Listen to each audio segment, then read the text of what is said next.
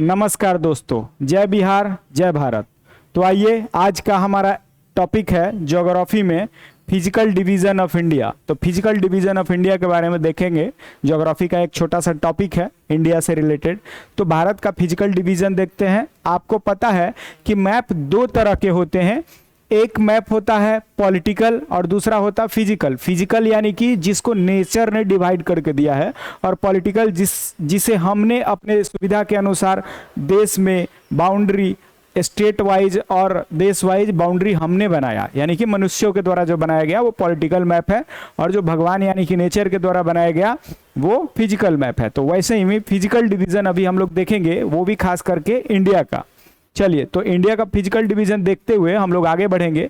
आप लोग को यहाँ दिख रहा होगा फिजिकल डिवीजन में कि इंडिया में ये ऊपर वाला जो है, ये जो एरिया है आपको दिख रहा है, ये जो एरिया ये है हमारा नॉर्दर्न माउंटेन।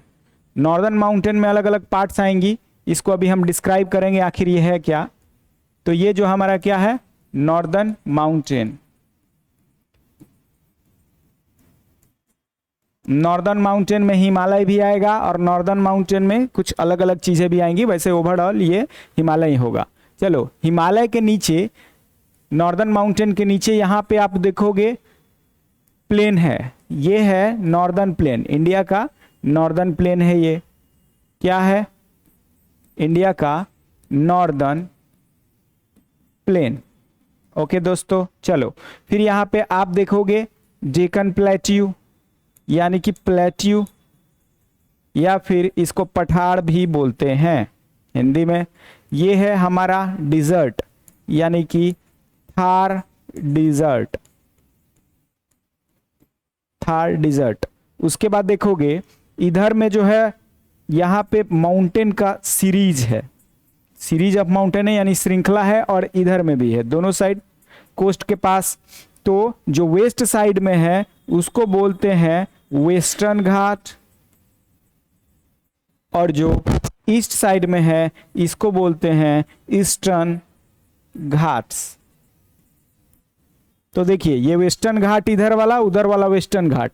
ये हमारा कुछ कुछ फिजिकल डिवीजन आप क्लियरली विजिबल है आपको। इसके बारे में थोड़ा सा हम लोग डिस्क्रिप्शन देखेंगे कि आखिर ये जो फिजिकल डिवीजन ऐसा है तो क्यों है, या फिर प्लेट्यू ऐसा है तो क्यों है।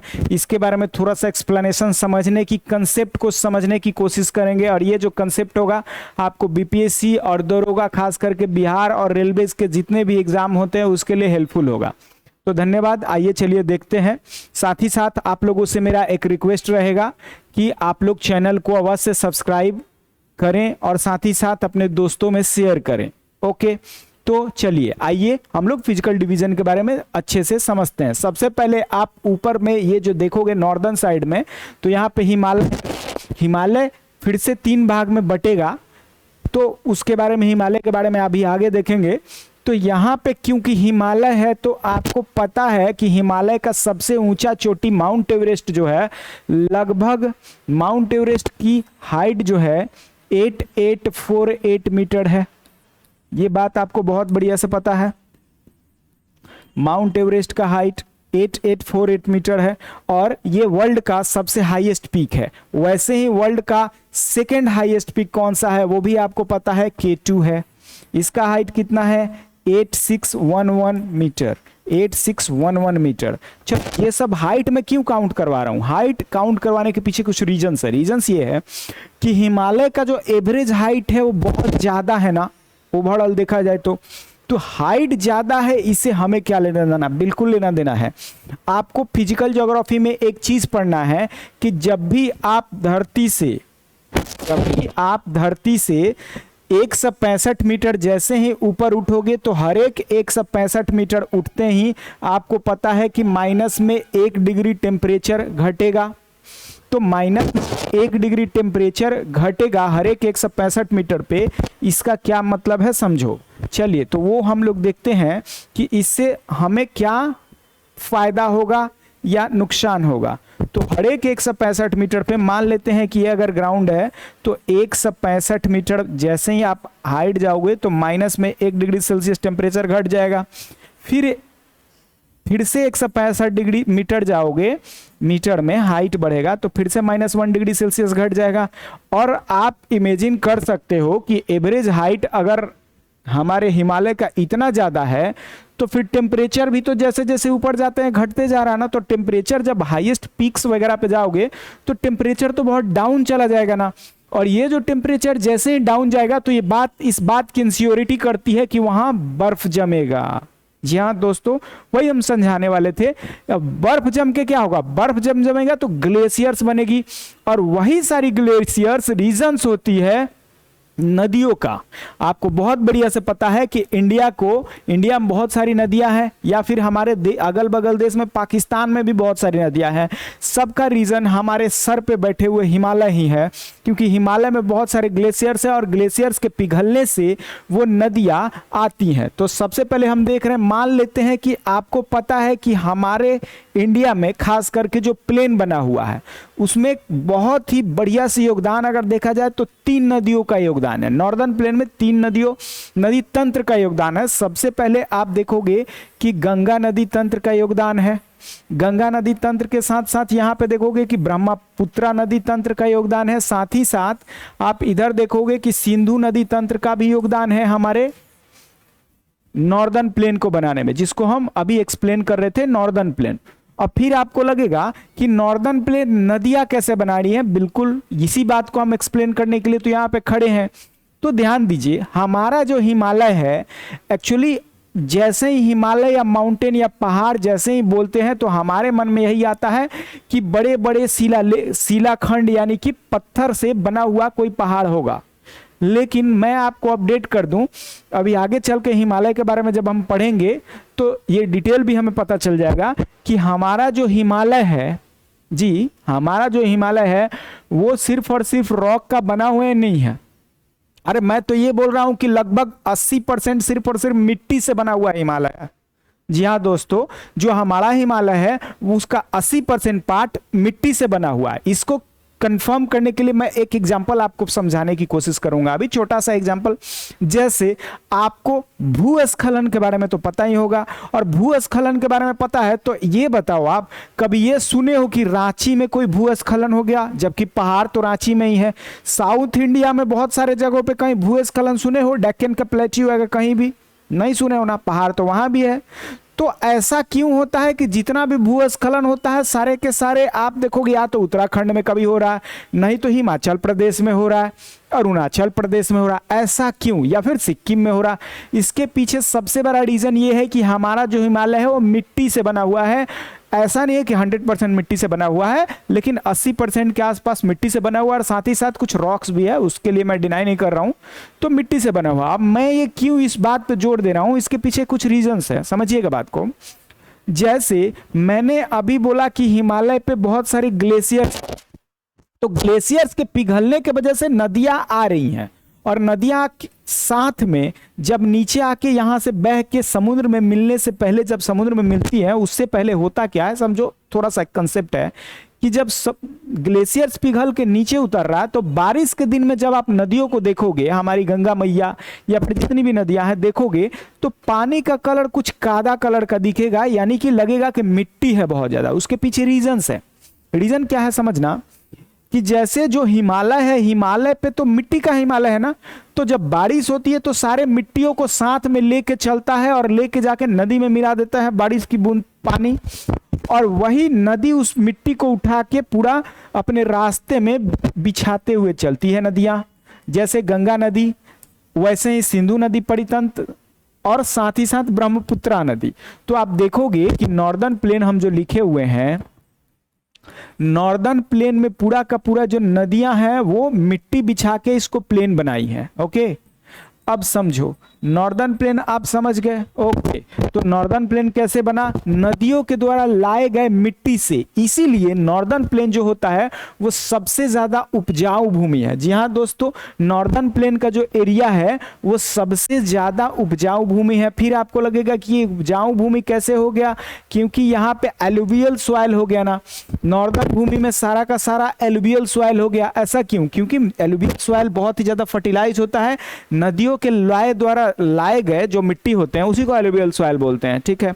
और बहुत ज़्यादा फर्टिलाइज होता है, उसमें खेती वगैरह करने के लिए बहुत ज़्यादा सपोर्टिव है। अब देखो ये सारे जो स्टेट है, मान लो यहाँ पे बिहार है, बिहार के साथ ही साथ आपको बहुत बढ़िया से पता है कि बिहार के बगल में यूपी है, यूपी के इधर बिहार के बगल में वेस्ट बंगाल भी है। तो ये सारे पंजाब, ये सारे जो स्टेट आपको दिख रहे हैं इसमें जनसंख्या का विस्फोट है। आखिर ऐसा क्यों? क्योंकि यहाँ का जो भूमि है बहुत ही ज्यादा उपजाऊ है ना मेरे दोस्तों। तो भूमि जब जितना ज्यादा उपजाऊ होगा तो एक बात की और गारंटी आपको देता है, भूमि उपजाऊ, उसके साथ ही साथ आपका नदी की पानी। तो जीवन यापन करने के लिए दो चीज जो सबसे ज्यादा जरूरी है वो भोजन है और पानी है, और ये बहुत ही इजीली तरीके से इन सारे स्टेट में अवेलेबल है। इसीलिए आप देखोगे कि जनसंख्या का विस्फोट है यहाँ। वही जब बात करेंगे राजस्थान में, तो राजस्थान में थार डिजर्ट में आप सुने हो कि बहुत ज्यादा जनसंख्या है। वहां के लोगों के पास एक एक व्यक्ति के पास 100-100 एकड़ जमीन पाया जाएगा, आप अगर पता करोगे तो। वैसे ही अगर रसिया के बारे में पता करोगे तो साइबेरिया जो है, साइबेरिया में बहुत जनसंख्या है ही नहीं। तो जहां पे लाइफ यानी कि इजिली खाना और पानी अवेलेबल हो, वहां पे लाइफ का सपोर्ट मिलता है। इसीलिए हमारे बिहार यूपी में बहुत ही ज्यादा जनसंख्या का विस्फोट है। आपको पता है यूपी पूरे इंडिया में जनसंख्या के मामले में नंबर 1 पे है, और अपना बिहार जनसंख्या डेंसिटी के मामले में नंबर 1 पे है। ये बात तो आपको बहुत बढ़िया से पता है। चलिए तो ये आगे हम बढ़ाते हुए आगे चीजों को देखते हैं। यहाँ पे आप देखोगे ये कौन सा पार्ट है, डिजर्ट यानी कि रेगिस्तान।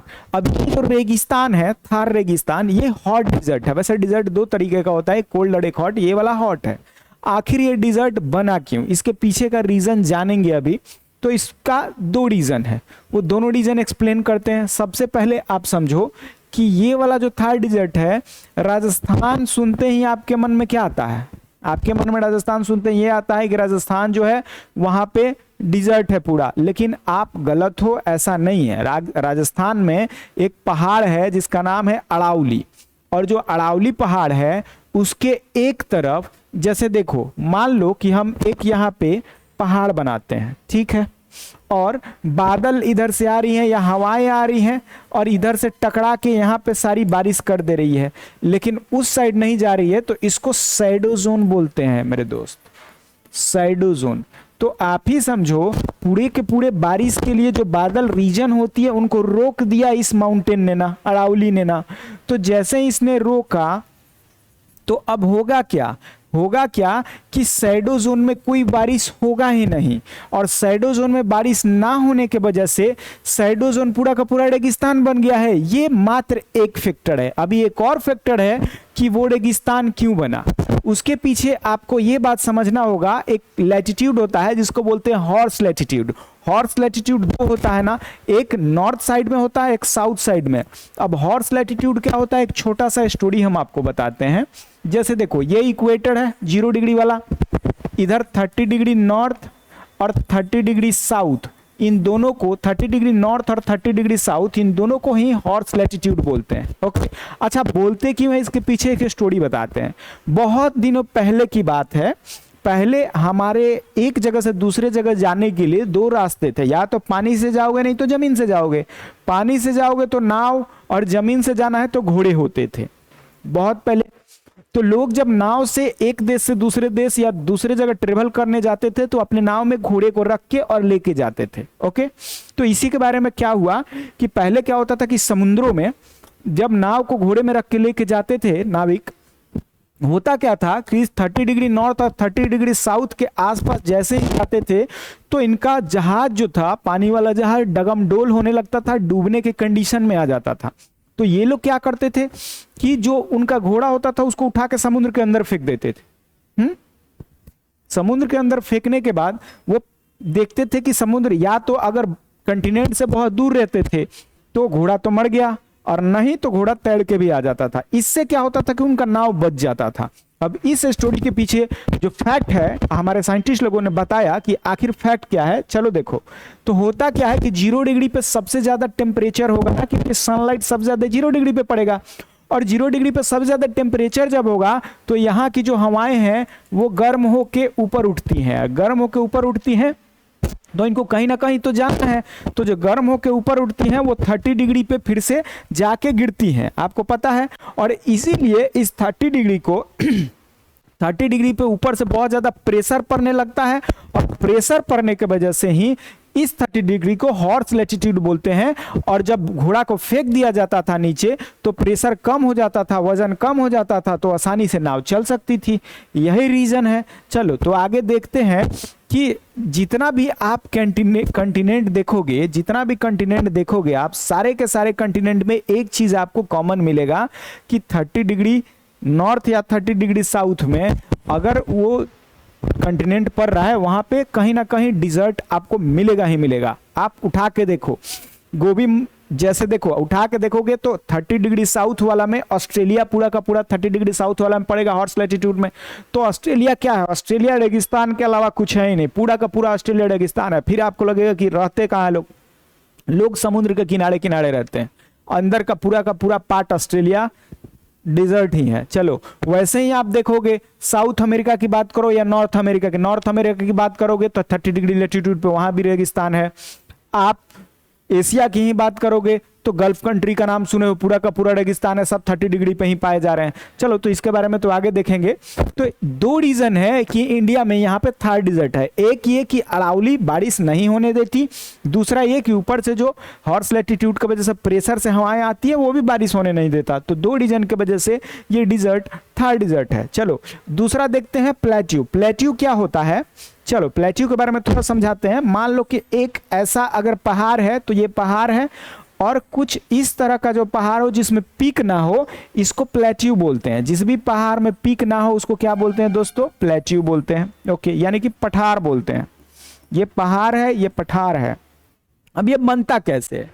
आप लोग वोल्केनो पढ़े हो ना, तो वोल्केनो में क्या होता है कि जब भी वोल्केनो फटता है तो अंदर से मैग्मा जमीन के बाहर आती है ना, तो जो मैग्मा जमीन से बाहर आती है तो दो कंडीशन हो सकता है। या तो मान लो कि मैग्मा का डेंसिटी बहुत कम होगा, नहीं तो डेंसिटी बहुत ज्यादा होगा।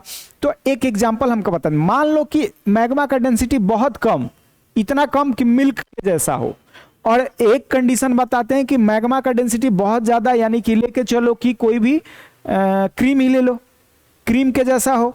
तो आप जब किसी फ्लोर पे मिल्क डालोगे और क्रीम डालोगे, तो क्रीम जब डालोगे तो आपको एक पिक मिल जाएगा, ऐसे ढेर बन जाएगा। लेकिन वही मिल्क डालोगे तो कुछ इस तरह का सरफेस मिलेगा आपको। यानी कि डेंसिटी जब एसिडिक और बेसिक प्रॉपर्टी पे डिपेंड करता है कि किसका डेंसिटी कम, किसका डेंसिटी ज्यादा मैग्मा में, और वही मैग्मा जब बाहर निकलता है तो लावा हो जाता है। आप समझ रहे हो? तो इसीलिए ये प्लेट्यू बनता है, पीक ना बन के प्लेट्यू बनता है। और ये जो प्लेट्यू है इंडिया का, ये प्लेट्यू है। अब देखो, अभी हम थोड़ी देर पहले बताए थे कि यहाँ पे जो है बहुत सारा पहाड़ों का सीरीज है ना। चलो तो पहाड़ों का जो सीरीज है इसको अभी हम बताए थे कि वेस्टर्न घाट है, साथ ही साथ इधर वाला को क्या बताए थे? ईस्टर्न घाट है।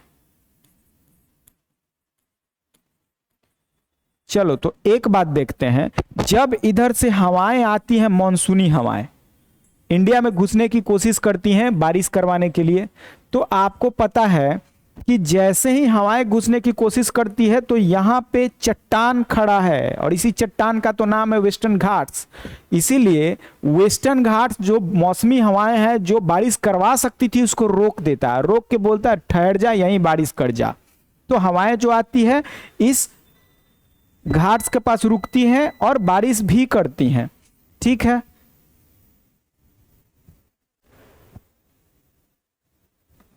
रुक, क्या हुआ?